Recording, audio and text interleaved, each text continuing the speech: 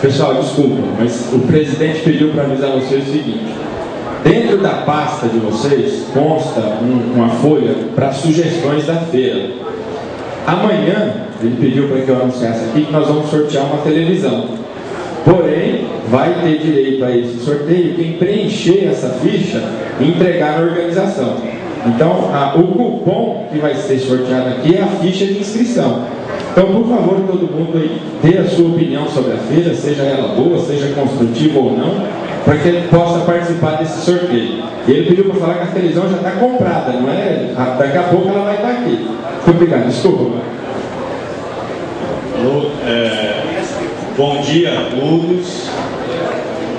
Espero que vocês estejam animados para falar de um tema que normalmente causa um pouco de dor de cabeça nos produtores, que é a adequação ambiental das propriedades rurais. Eu estou muito feliz de estar aqui nesse evento, porque é importante para a gente da universidade ter esse contato com os produtores, com as associações de produtores, justamente para que a gente possa fazer uma ciência um pouco mais aplicada, condizente com a realidade do campo. Então, nessa apresentação, eu vou mostrar para vocês algumas iniciativas e projetos de adequação ambiental, por que essa área hoje é tão importante e tem despertado a atenção dos produtores rurais, como que a gente pode fazer essa adequação ambiental, quais os benefícios dessa atividade e, por fim, como que nós podemos viabilizar economicamente essas iniciativas. Então, eu gostaria de dar um aviso também. Eu conversei com a comissão organizadora, eu tenho um voo marcado para 1h30. Então, ao invés de vocês deixarem as perguntas para a mesa redonda, eu peço que vocês já anotem essas perguntas, que eu vou comprimir a minha apresentação em 40 minutos para que a gente tenha um tempinho para conversar depois da apresentação.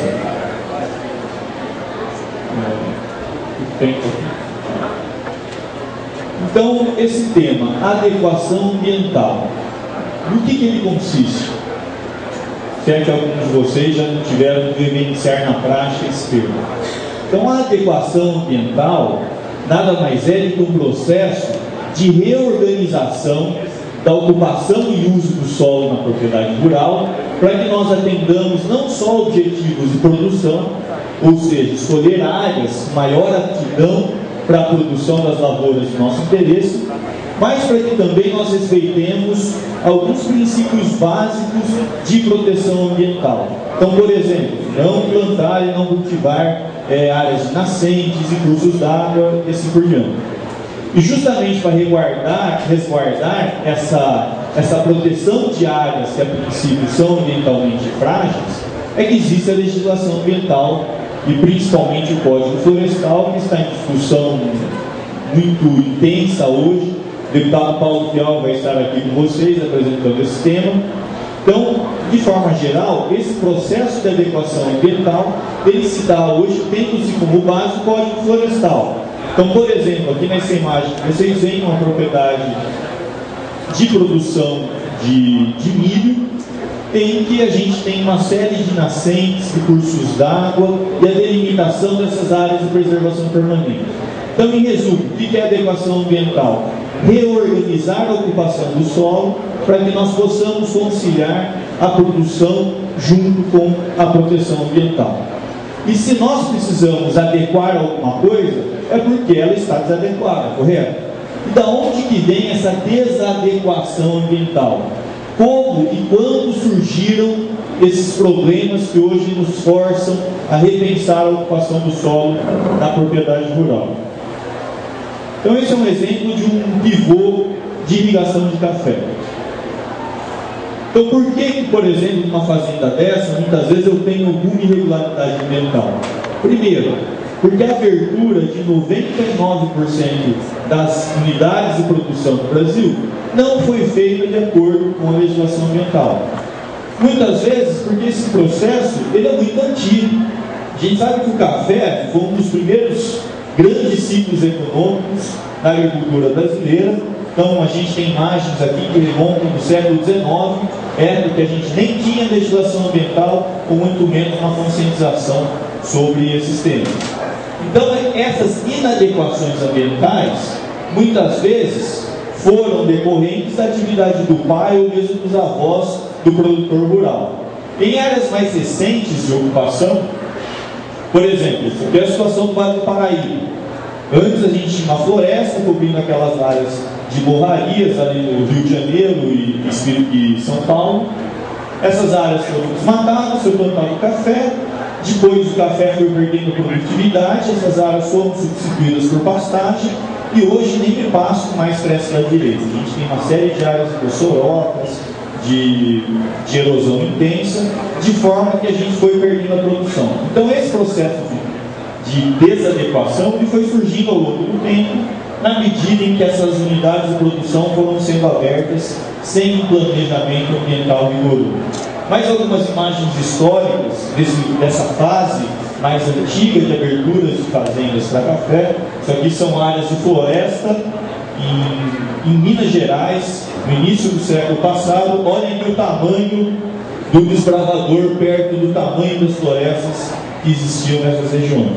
E essas áreas foram substituídas por lavouras de café justamente sem ter um planejamento de uso e ocupação do solo, para que essas áreas pudessem produzir café, mas também não tivessem áreas de preservação ambiental. Pensando no Cerrado Mineiro, que é uma área mais recente de abertura de fronteira agrícola, também não tão recente, cerca de 30, 50 anos atrás. Olhem aqui o Cerrado Mineiro, pega aqui quase metade do estado de Minas Gerais. Cerca de 50% da área de cerrado já foi destruída. Então, novamente, por que essas inadequações são geradas? Pela falta de planejamento do processo de abertura dessas unidades de produção. Mas quando a gente fala em adequação ambiental de propriedades rurais, na maioria dos casos a gente já está falando de uma fazenda já está perto. Então, se a gente tem um problema, esse problema já ocorreu no passado. Então, vem ao caso, fica discutindo como que esse problema foi gerado e por que ele existe hoje. O que mais importa para a gente? Como resolver o problema, como nós podemos fazer a adequação da propriedade, ganhar uma certificação, ter um ágio no valor do preço do café, não ter problema com o órgão ambiental. Então é em cima desse tema que nós vamos tratar hoje.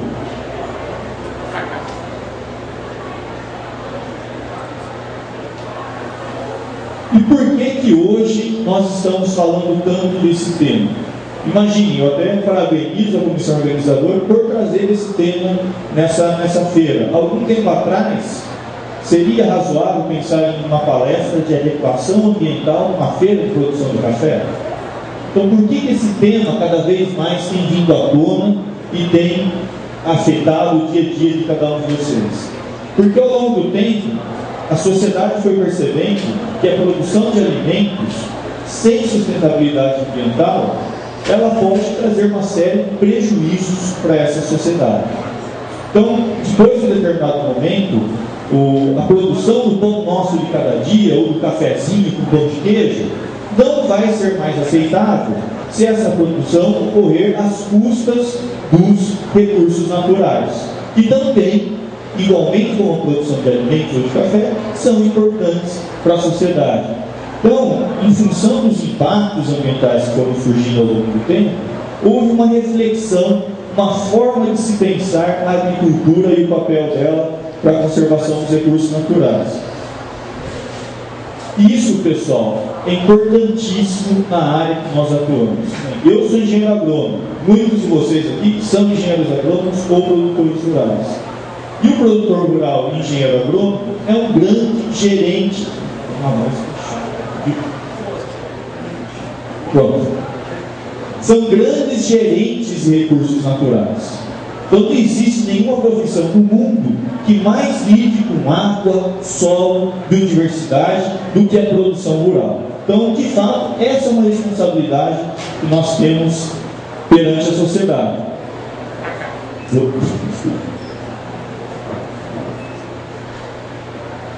E da onde que veio essa reflexão? Será que o pessoal virou ambientalista na noite do dia? Será que de uma hora para outra o pessoal resolveu pegar no pé do produtor com relação à forma com que ele usa e como ele faz a produção? Não é, pessoal. O que aconteceu nos últimos anos é que os impactos negativos da ocupação desordenada do solo elas foram afetando cada vez mais o dia a dia da população. Isso se reflete em pressões do mercado, em pressões da sociedade, pressões do órgão ambiental, que fazem com que os produtores tenham de alguma forma que se adequar a esses aspectos ambientais. Então, por exemplo, essa notícia aqui do jornal: desabastecimento de água pode afetar 55% dos municípios até 2015. Para minha surpresa, ontem no aeroporto tinha lá um jornalzinho sendo distribuído gratuitamente. Qual que é a matéria de capa? Ontem à noite eu peguei isso. Escassez de água acende alerta. Falta de recurso hídrico ameaça a alimentação de quase metade do estado de Minas Gerais. Então vejam a importância que a agricultura brasileira, e principalmente a agricultura irrigada, tem para o gerenciamento desses recursos naturais, que também são importantes para a sociedade. Então é evidente que todo mundo vai cair em cima da agricultura irrigada, porque é justamente o setor que mais utiliza a água. Então, daqui para frente, pessoal, esqueçam, por mais que o Código Florestal fique mais flexível, que haja alguma facilidade em termos de adequação ambiental, esqueçam que a sociedade não vai cobrar vocês com relação à reocupação de áreas nascentes, cursos d'água, com vegetação nativa, adequação ambiental e assim por diante. Essa é uma pressão de mercado e não vai haver retrocesso nesse sentido. Cada vez mais eles vão apertar em torno disso, cada vez mais vai ser difícil conseguir a outorga pelo uso da água se não houver um programa de adequação ambiental da propriedade agrícola. E outros impactos decorrentes. Por exemplo, aquela foto de cima é o Rio Piracicaba, que entrou na garagem do meu prédio há 2 anos atrás. É o Rio Piracicaba. Por que o Rio Piracicaba assim? Imagine, quando que eu ia imaginar que eu ia andar de barco na minha rua? O Rio Piracicaba está completamente assoreado. Não cabe mais água na calha do rio. Qualquer chuvinha essa água extravasa. Justamente porque, na ocupação do solo pela agricultura, principalmente de cana nessa região, o solo vai escorrendo para a calha do curso d'água e não há curso d'água que dê conta de uma chuva num período mais intenso. Agora, tudo bem, o que nós falamos até agora é que vocês, como produtores ou como manejadores de propriedades rurais, vão ser forçados a entrar nesse processo de adequação ambiental. Mas será que esse processo só traz dor de cabeça para vocês? Será que é um ônus apenas que vocês têm que bancar e que não vai trazer nenhum benefício? Vamos tentar revisar então alguns dos benefícios potenciais desse processo de adequação ambiental na cafeicultura. Então, um dos pontos que eu gostaria de ressaltar é a importância da polinização para a produção do café. Então, existem alguns estudos que falam que cerca de 40% da produção de café é dependente da atuação de organismos polinizadores. E onde que esses bichos vivem? Justamente nas áreas remanescentes de vegetação nativa. Então, se nós tivermos mais áreas de vegetação nativa imersas nas nossas unidades de produção, nós podemos ganhar mais dinheiro com isso. Por quê? Vai haver mais polinizador, tendo mais polinizador, a gente tem uma maior produção de grãos de café. Para vocês terem noção como a falta de vegetação nativa pode afetar a produção, semana passada no Globo Rural foi mostrado um exemplo de produtores de maracujá. Então, o maracujá depende da mamangava para produzir, que eles já estão fazendo hoje polinização manual. Eles contratam diaristas para fazer polinização manual, porque com isso eles conseguem quase dobrar a produção. E por que eles fazem polinização manual no maracujá? Eles não têm mamangava. Agora vamos pensar no cenário oposto. A gente tinha lá algumas florestinhas e a mamangava fazendo serviço de polinização. A mamangava mandava comprar cheque no final do mês cobrando pelo serviço? Não. Agora, e esses diaristas que vão lá todo dia polinizar o maracujá manualmente? Isso tem custo. E muitos desses serviços ambientais, eles são fornecidos para o produtor pela natureza sem nenhum custo. Então, a polinização é um dos pontos que pode ser melhorada caso haja esse processo de adequação ambiental. Um outro ponto importante, controle biológico de pragas. Vocês já devem ter vivenciado no dia a dia de vocês que às vezes as áreas de produção próximas às florestas nativas têm uma menor incidência de pragas, principalmente lagartas. Isso é uma realidade muito constante, muito comum na área de produção do eucalipto. Já existem vários artigos científicos mostrando que quanto mais próximo das florestas, menor a incidência de pragas e doenças. Mas isso é uma coisa óbvia para a gente. Por quê? O que tem nessas florestas? Passarinho, tem lá o tatu que vai comer a larva da cigarra, que fica lá sugando a raiz do café. Você tem uma série de insetos que parasitam ovos de pragas, ou mesmo parasitam as próprias pragas. Então esse é um outro serviço ambiental que pode ser melhorado dentro de um programa de adequação ambiental. E um outro ponto importante que eu destaco no papel da cafeicultura é a certificação ambiental. Então eu estive conversando com alguns colegas aqui do evento.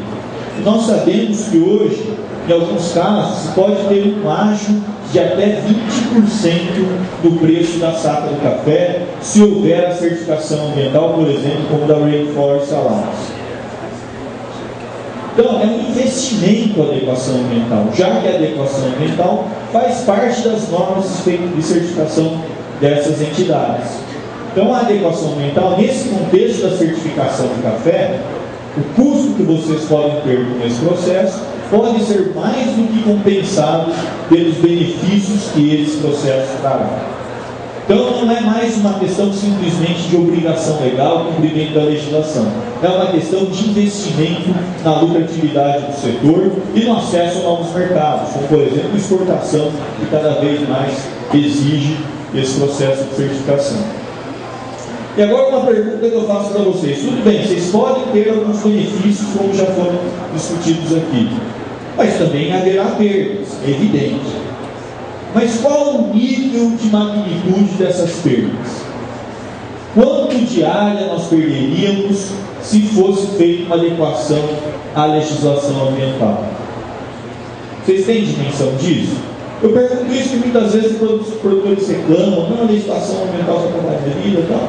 Mas quanto que se vai perder? Quantos ficaram na ponta do lápis? Quantos hectares eu vou deixar de produzir café se eu for me adequar à legislação ambiental?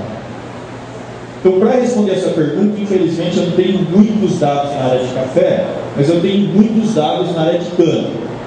E a área de cana, ela usa o solo com uma intensidade muito maior até do que a produção de café. Então vamos ver a situação de cana, só com um estudo de caso, como exemplo, dos impactos do cumprimento da legislação ambiental na perda de áreas de produção. Então esse é um artigo que eu publiquei com o professor Ricardo Rodrigues, que é parceiro meu lá na Exalc. Nós avaliamos 500 mil hectares de áreas de produção de cana ao longo de 10 anos. Então nós fizemos um processo de adequação ambiental de 500 mil hectares de cana, que corresponde a aproximadamente 10% de toda a área de produção de cana do estado de São Paulo.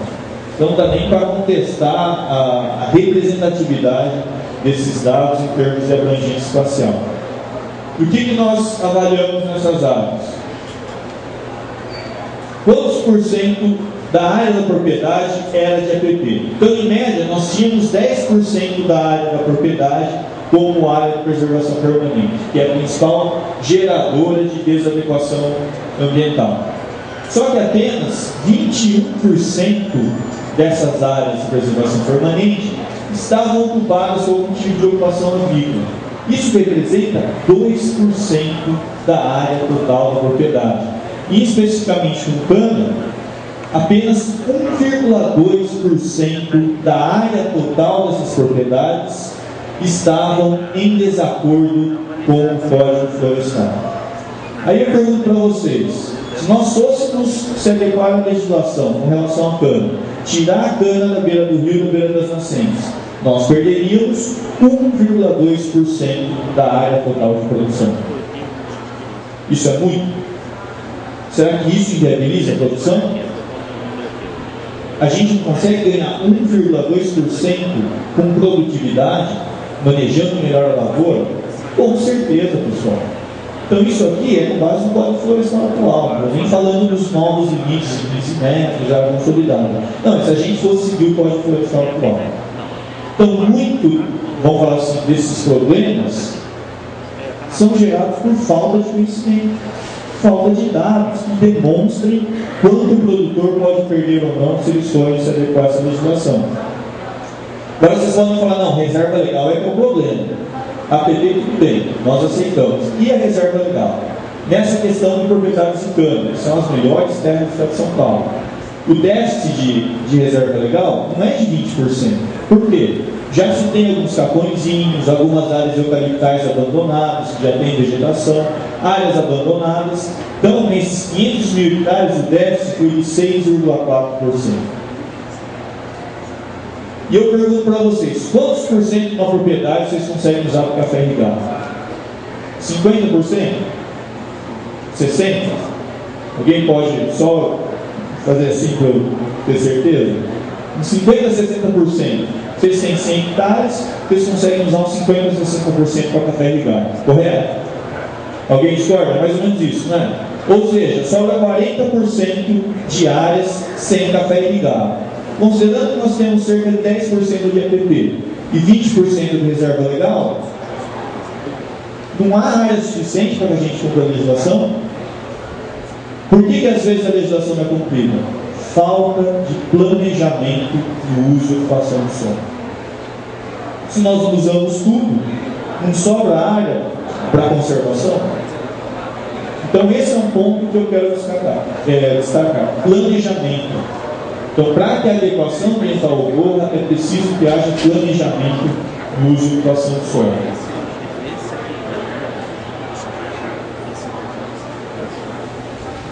E agora vocês podem me perguntar, tudo bem, estou convencido que é importante eu ser cobrado por isso e que eu não vou perder tanto com esse processo, inclusive eu posso ter uma série de benefícios. Como é que eu faço?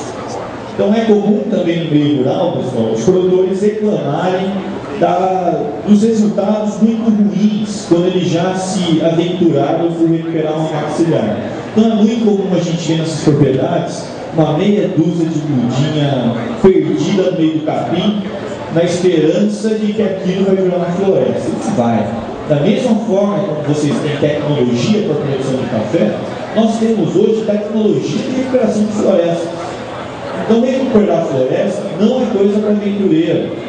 Não é simplesmente plantar umas mudinhas, olha lá nativa, ela vai se virar no meio do capim. Não vai. Então, a mesma visão que eu tenho do plantio de florestas, vocês têm da produção de café. Então, se alguém se aventurar hoje a plantar café sem tecnologia, vai para frente? Não vai. Mesmo ocorre com floresta. Então, na maioria dos casos, o que acontece? O pessoal escolhe espécies erradas, o pessoal compra mudas muito ruins, mudas fracas, já debilitadas, pelo velamento de raiz, planta sem adubo, sem fazer um bom preparo do solo. Só não avisaram as espécies nativas que elas não gostam de adubo, porque às vezes o pessoal não põe adubo na expectativa de economizar alguma coisa, elas simplesmente não crescem. E o mais importante, se larga as mudas no meio do capim. Então, há uma ilusão de achar que plantando ali mais ou menos e gastando muito dinheiro com atividade, você vai economizar alguma coisa. Você não vai. Todo o dinheiro que é colocado ali é desperdiçado, senão vai virar floresta. Eu trouxe aqui alguns exemplos para mostrar que a recuperação de matas ciliares, ela é possível, ela é viável e já existe tecnologia hoje para que a gente tenha excelência nessa área, inclusive dentro das unidades de produção de café. Então essa é uma foto histórica também de áreas de produção de café, nas margens do Rio Jaguari, é uma foto de 1930, e toda essa área ela foi reflorestada em 1955 por um engenheiro agrônomo chamado José Carlos Bollinger Nogueira. E essa floresta foi toda plantada, ela está assim hoje, 55 anos depois do início do processo de recuperação. Vocês terem noção da qualidade dessa floresta, a gente encontra árvores nesse ponto. Tudo foi plantado. Tudo nessa fase inicial. Depois foram chegando sementes, o passarinho ele foi dispersando. Então hoje, esse fragmento restaurado é uma das matas mais bonitas que nós temos na região. Pensando em pequenos produtores, qual o potencial disso para ecoturismo, para a certificação ambiental, uma melhoria estética da propriedade, que hoje também representa uma valorização do preço da propriedade. Outros exemplos de reflorestamento, como estratégias de recuperação de matas ciliares. Então, esse aqui é um outro exemplo, em Iracemápolis, essa já é uma região canavieira, o plantio em 1989. Aqui o pessoal cuidando das mudas, né? Foi feito um espaçamento amplo, 4x3, mas houve um cuidado intensivo no controle do capim para que essas mudas pudessem crescer. Pode ir passando para mim, quando eu falo, eu tenho que estar meio devagar. Mais um, por favor. E toda essa margem dessa represa recuperada 20 anos depois do plantio. Por que esse processo começou? Porque tinha cana na margem da represa, a cana sobrou a represa, essa represa era usada para captação de água para abastecer a cidade, a represa secou em 87, o Ministério Público ficou furioso, desapropriaram essa margem de 50 metros, recuperaram a represa, plantaram a mata ciliar. Hoje a cidade mais do que triplicou de tamanho e nunca mais faltou água, justamente em função desse processo de planejamento das áreas, e essa é a floresta hoje. Então essas imagens falam mais do que 1000 palavras sobre a viabilidade de recuperação de matas ciliares, desde que haja um bom trabalho, a aplicação de boa tecnologia aplicada a essa área. Alguns exemplos, eu tenho em Minas Gerais, tudo terra. Mais um, por favor. Então veja uma área completamente degradada por pecuária extensiva, em menos de 10 anos transformando em uma floresta nativa exuberante.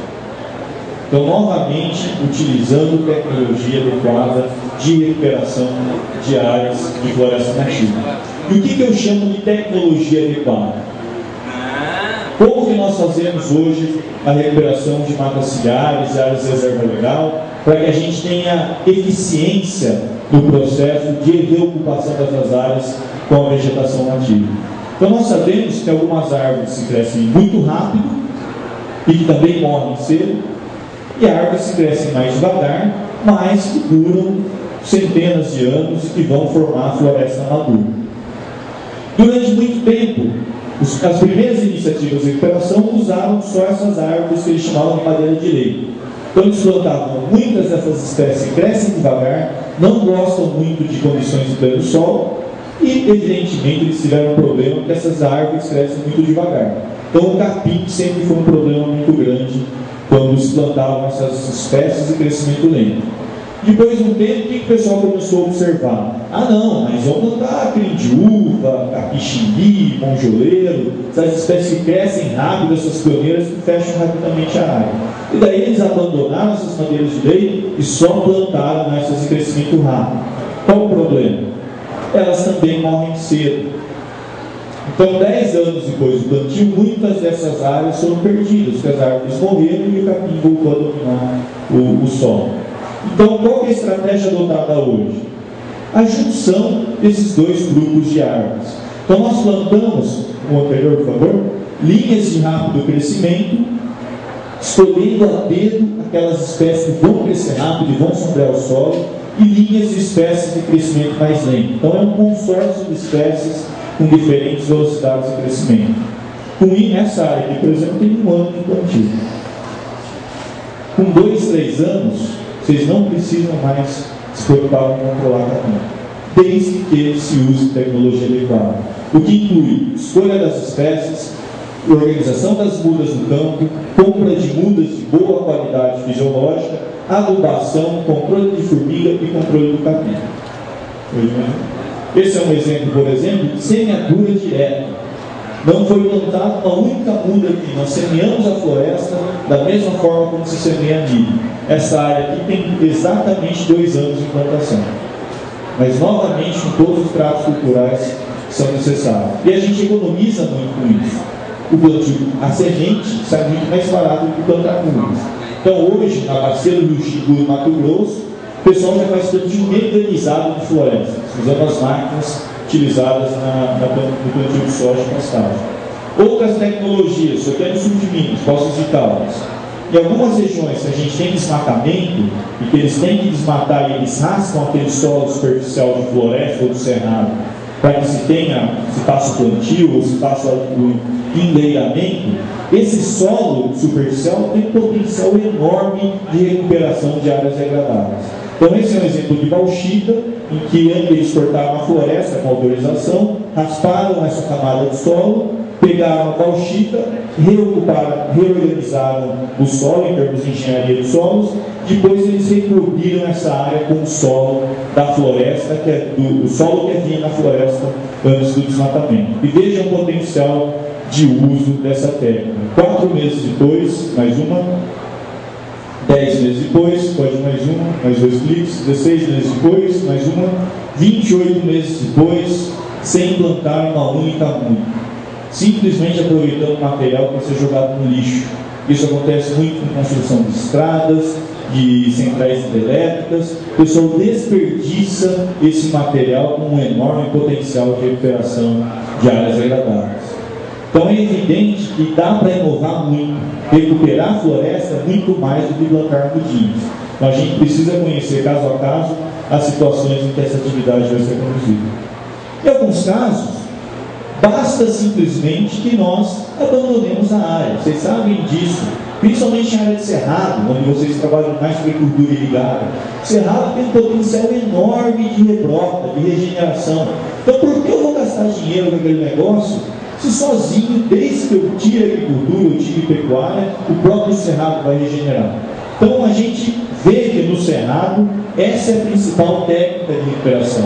Abandono de áreas, como vocês veem aqui, áreas, não sei se vocês veem bem, áreas que tinham algumas árvores isoladas, 10, 15 anos depois, todas essas áreas já se transformaram em florestas nativas. Isso acontece no processo natural de sucessão secular. Só que em alguns casos, a gente tem muito capim atrapalhando essa regeneração. Então o que é feito? É feita a condução da regeneração natural. Então nós capinamos essas mudinhas que já estão lá naturalmente presentes na área, para que elas cresçam melhor e reocupem rapidamente o solo. Então essa técnica é interessante, porque cada mudinha que eu encontro crescendo sozinha na minha área, é uma muda menos que eu tenho que comprar, que eu tenho que plantar. Então há uma economia muito grande de dinheiro quando nós podemos usar a regeneração natural. Mas vocês podem falar, tudo bem, a tecnologia existe, e o custo disso? Será que eu vou tirar tudo do meu bolso? Infelizmente hoje, esses mecanismos de financiamento estão engatinhando. Mas há uma perspectiva muito interessante que no futuro próximo nós tenhamos fontes de recursos para que esses trabalhos de adequação ambiental ocorram. Então, estão se proliferando no país esses projetos por pagamento por serviços ambientais relacionados à água. O mais bem sucedido deles é de Minas Gerais, Extrema. Então, como que eles fazem nesses casos? Eles isolam as áreas de preservação permanente, contabilizam quantos hectares o produtor perdeu e eles cobrem o custo de oportunidade de uso da terra. Então, por exemplo, se o produtor ganhava R$200 por hectare ano, com pecuária leiteira, eles pagam R$300 para o cara deixar de usar aquela área com pecuária leiteira e eles ainda fazem a recuperação dessa área. Qual que é o conceito, qual que é a filosofia dessa estratégia? O produtor, ele não produz só leite, ele não produz só café, ele não produz só soja, ele produz água. A água é produzida dentro da propriedade rural. E como tem um monte de gente que depende e paga pela essa água, é justo que o produtor tenha um apoio financeiro para se inserir nessas atividades de recuperação de matas ciliares. Então eu tenho expectativa de que daqui a algum tempo já há um projeto grande da Agência Nacional de Águas que isso esteja mais acessível a todos os produtores. Um outro exemplo é o pagamento por carbono, que hoje é ainda muito burocrático, mas que eu tenho visto um crescimento vertiginoso dos projetos de carbono. Um projeto de carbono bem conduzido, ele pode dar um retorno de até R$8.000 por hectare. O problema dos projetos de carbono é o custo da burocracia. Então hoje existem mecanismos de projetos em cooperativas, porque para cada produtor ter o seu projeto, ele não consegue cobrir o custo de toda essa burocracia. Agora, em associação, juntando esforços, ele vai pagar uma vez só o auditor que pode trabalhar toda a papelada para vender esses créditos no mercado. Então esse é um projeto grande no sul da Bahia, mais de 1.000 hectares via créditos de carbono, mais de R$40 milhões investidos nessa atividade. Agora uma pergunta que eu deixei mais para o final, que é uma forma diferente de tratar essa questão da recuperação ambiental. Então, esses mecanismos econômicos que nós vimos até agora, eles são importantes no caso de matas ciliares, em que não há uma perspectiva de exploração dessa área. Agora, vamos discutir como nós poderíamos ganhar dinheiro com a reserva legal. Então, há potencial ainda que não é aproveitado pelas pessoas.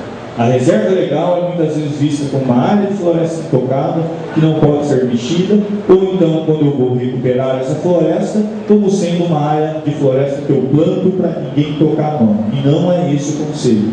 Então, acho que o deputado Paulo Pial vai tratar melhor disso, da forma como vai ser colocado no próximo código, mas há uma tendência de valorização da reserva legal como uma fonte de geração de produtos florestais.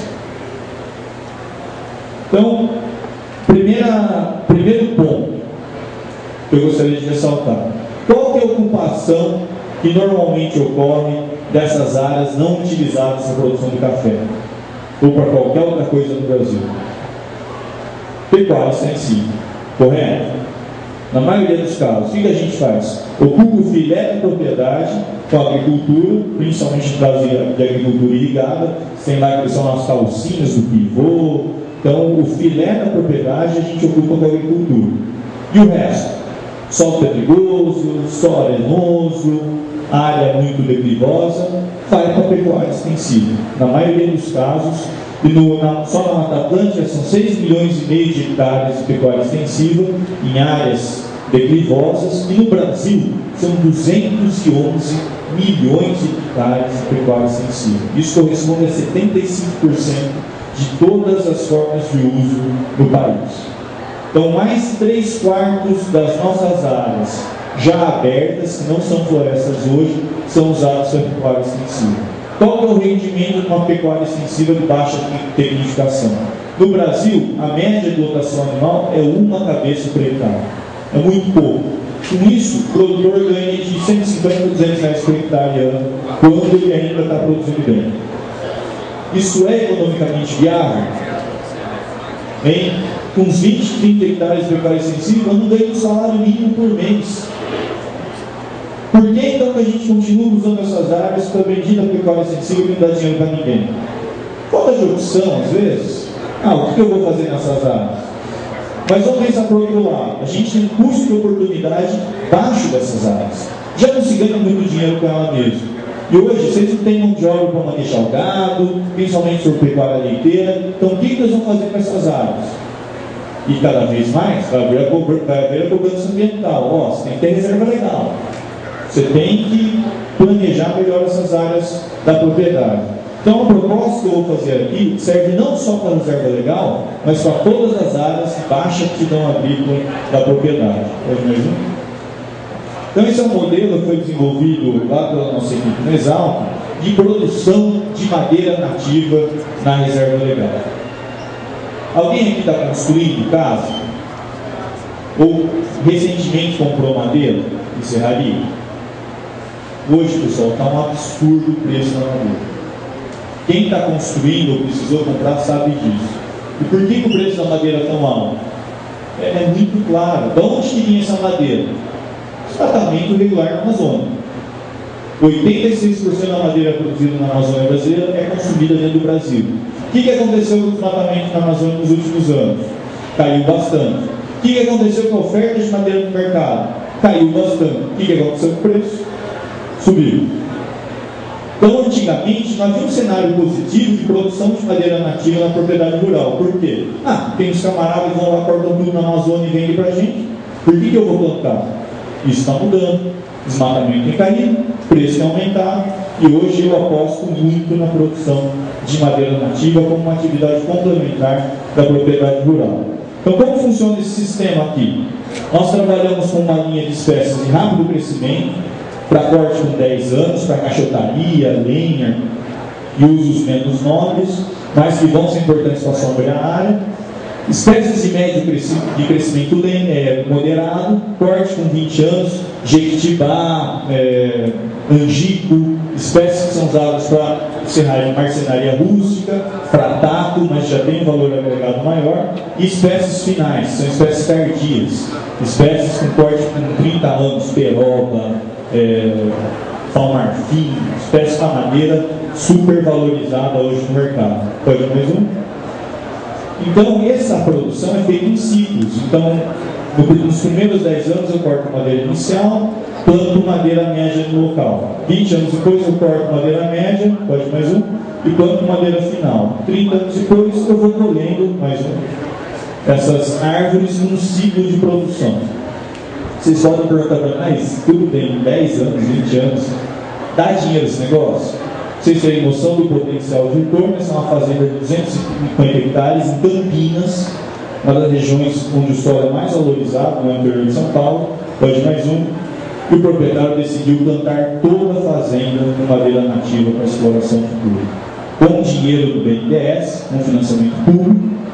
E hoje essa área já serve, mais uma, por favor. Essa área com 4 anos, pecuária extensiva, e virou floresta. Mais um. Aqui umas árvores com 3 anos de idade, mais um. Agora nós estamos entrando com todo o trato silvicultural e já foi feita uma tese de doutorado no estudo de economia da Unicamp para simular o rendimento econômico dessas áreas, comparando com café, laranja. E vejam o seguinte, os resultados do último ano, 2008 e 2009, apontaram um rendimento de R$ 470 por hectare ano. Isso considerando o preço médio de R$ 40 o metro cúbico da madeira, que não é nada. É que nós só ficamos amarrados, porque não daria para projetar preço. Nós utilizamos a média da madeira que havia no mercado naquela época, tudo madeira sem certificação, sem procedência, sem controle de origem, que normalmente tem um preço mais baixo. Agora imagine quanto vai valer um metro cúbico de peroba certificado, produzido na reserva legal daqui a alguns anos. Hoje, o IP é R$ 2.000 no metro cúbico. Mais até, você acha até por R$ 3.000 no metro cúbico. Isso vai dar dinheiro, pessoal. Mais um. Mas vocês podem falar também, mas eu tenho receio de apostar minhas fichas em madeira nativa. Tudo bem, nós podemos usar algumas espécies exóticas. E o novo Código Florestal vai deixar isso mais claro, mais permissivo. Então, as espécies exóticas, ao meu ver, elas podem ser usadas como caráter temporário no processo de recuperação. Isso vai ser permitido e já é hoje na legislação. Então, esse é um experimento que eu tenho no sul da Bahia, não tanto no sul, região central da Bahia. Vocês conseguem ver aqui essas duas linhas maiores? O que é isso aqui? Eucalipto. Então, nesses experimentos, nós testamos o eucalipto como uma espécie pioneira comercial. Então, nós plantamos 2 linhas de eucalipto, 2 linhas de nativa para a produção de madeira. Então, não é nativa para nada. São 2 linhas de eucalipto, 2 linhas de nativa para madeira. Então, a gente repete esse esquema de madeiras com corte com 20 anos, eucalipto com corte para 5, 6, 7 anos, normalmente, e madeiras com corte para 30 anos, madeiras nobres, madeiras de lei. Com isso, pessoal, só a exploração de eucalipto cobre os custos do processo de restauração. Então, isso com base nos custos, nos preços que nós temos lá da região. E a ideia qual é? Explorar 2 ciclos de eucalipto, 7 e 14 anos, para celulose e papel, que já tem mercado lá enorme, ou então um único ciclo de eucalipto para serraria, que já tem também valor altíssimo de mercado. Uma outra opção, eucalipto para morão. Quanto hoje está o morãozinho aqui na região? Lá na Bahia está R$ 5 o morãozinho de citrodona.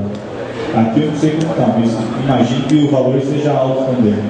Então é possível manejar essas áreas que hoje são marginais, que hoje não dão dinheiro nenhum para o produtor, para que elas tenham um retorno econômico maior, que elas sirvam de poupança para o produtor, que elas tenham condições de que se tenha retornos extra da atividade econômica. Isso é a vantagem. Usa pouca mão de obra. Você implanta um projeto e deixa as árvores crescer, é um processo lento. Então você vai estocando dinheiro ali sem ter que ter uma intensidade muito grande. E você tem tempo para focar na sua atividade principal, que é o café. Essa produção de madeira na reserva legal fica como uma poupança que vai ali estocando ano após ano. Para finalizar, só algumas fotos, mais uma pode ir. Vejam ali o crescimento, né, dessas nativas. Esse é um eucalipto, essa tem uma nativa. Tem nativa lá da pena do eucalipto, para vocês terem noção. Então, se a gente adubar direitinho essas plantas, controlar o capim, tem nativa que cresce mais que o eucalipto. Mais uma. Olha aqui o ipê roxo. Essas áreas, pessoal, tem um ano de plantio. Eu plantei isso aqui em junho do ano passado. Olha o tamanho já das árvores, se nós cultivarmos bem essa floresta, se for todo o trato silvicultural. Qual a outra opção evidente que vocês têm?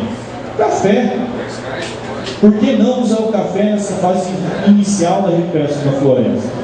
Eu não estou falando do café irrigado, com alta produção, que vocês vendem no mercado. Estou falando de um café de qualidade. Então, toda fazenda poderia ter lá seu cafezinho irrigado, produção, café irrigado não, café sombreado, produção de um café gourmet, você tem um mercado diferenciado. Então, aquilo é como se fosse um bônus da propriedade. Quem gosta mesmo de café, tem interesse em produzir um café diferenciado. Então, nós podemos, nesses sistemas de recuperação da reserva legal, usar o café também como uma espécie inicial nesse processo. O café só sairia dessa área em função do sombreamento excessivo depois de alguns bons anos de cultivo e de retorno econômico do produtor. E para finalizar, hoje já existe, está sendo aumentado o mercado da compensação da reserva legal. Então, quem não é esperto, o que vai fazer? Eu prefiro deixar pecuária extensiva nas minhas áreas de baixa aptidão e vou compensar a reserva legal em algum outro lugar. O que esse pessoal faz hoje? Paga um aluguel para quem tem excedente de reserva legal. Como tem isso funcionado de forma geral? O valor do aluguel corresponde ao valor, a metade do valor do arrendamento da terra. Então, o que as propriedades de cana fazem hoje? Olha, eu preciso de 20 hectares de floresta para compensar a minha reserva legal que eu não tenho. Encontrei um produtor que tem 20 hectares excedentes de floresta. Quanto que se paga por esse produtor? O arrendamento de cana hoje está dando R$800 por hectare. Se paga R$400 por hectare para esse produtor para que ele compense a reserva legal. Então, além de todos esses ganhos possíveis com água, carbono e madeira, a gente ainda agrega esse ganho do mercado de compensação. Vocês terem noção do potencial desse mercado, semana passada o pessoal da Bolsa de Valores de São Paulo, eles me procuraram, a Bolsa de Mercados Futuros, eles querem estabelecer um mercado na Bolsa mesmo, de disponibilização de áreas para compensação de reserva legal. Então o mercado está para estourar. E quem tiver floresta excedente, vai ganhar dinheiro com essa atividade. Mais um? Então era isso que eu gostaria de falar. Obrigado pela atenção de vocês. Estou aberto agora para perguntas. Vamos aproveitar esses minutinhos aí que a gente tem até a próxima palestra para já esclarecer alguns pontos. Obrigado.